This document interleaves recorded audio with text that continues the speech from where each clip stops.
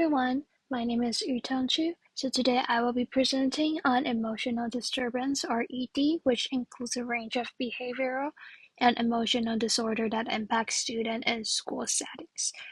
So we will cover the IDEA definition, method of identifying ED, common characteristic, effect, intervention, and how we as educators can foster supportive environment for the students.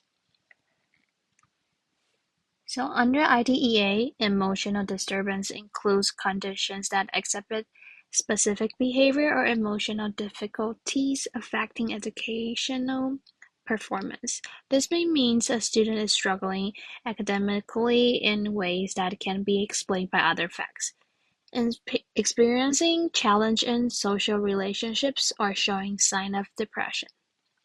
This characteristic often show up over long periods, impacting a child's overall learning. So across the United States, around 5.7% of students receiving special education service are identified with ED. In real-life school settings, we see African American students identified as at higher rates than other groups. The condition is also more commonly diagnosed in boys than in girls. These trends raise important questions about cultural competency and the needs for fair assessment method in schools. Identifying ED is a multifaceted process. Tools like the BASC3 measure emotional and behavioral functioning, and input from teachers and parents is vital in providing consistent observations.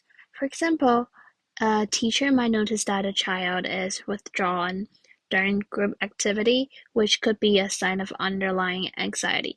Functional behavior assessment help identify specific triggers for behavior that are disrupted to learning. Characteristics of ED can be varied, but they often include persistent feeling of anxiety or sudden mood swing that seems to occur without any clear reason.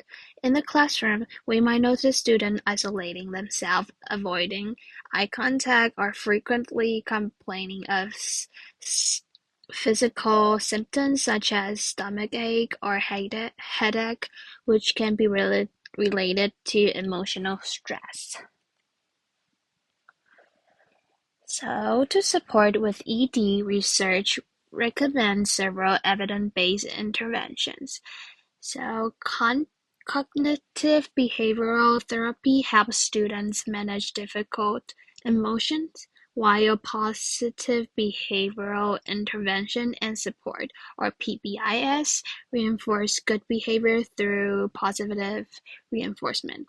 In a real-life school context, we often conduct small group social skill training, where students practice interacting in structured activity, helping them build friendships. Current issues impacting students with ED include overrepresentation of minority students in this category, suggesting cultural bias in the assessment process. Schools also often struggle with resource storage, like lacking enough counselor and trained support staff. Many teachers also feel unprepared to manage these behavior effectively due to the limited training.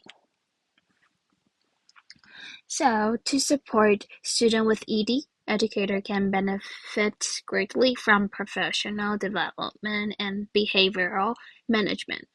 Collaboration with school counselor and specialists is also essential, as creating a safe, inclusive environment in the classroom where students feel accepted and supported.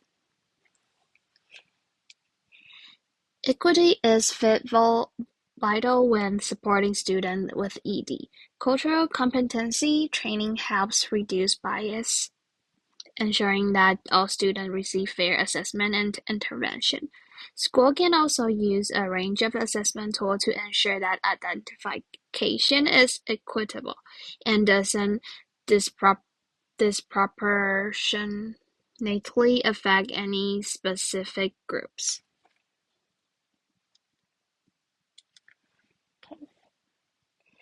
And in this site, I'm sharing a valuable video resources titled Overview of Working with Students with Emotional and Behavioral Disturbance by Frank Avila.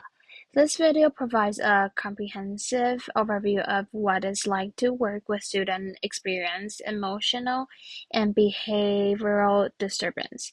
It covers everything from the federal definition set forth by IDEA to specific teaching strategies that can support the student in the classroom. Okay, so you can click this video by yourself, and because it's too long, it's like about 9 to 10 minutes long, so I'm going to go to the last page. So here's this reference page provide more information and emotional disturbance and resources available for teachers to support students with this condition. So each source offer valuable insight from intervention strategy to equity consideration. And also the video is also inside in this reference. Okay. Thank you so much. Hope you enjoy.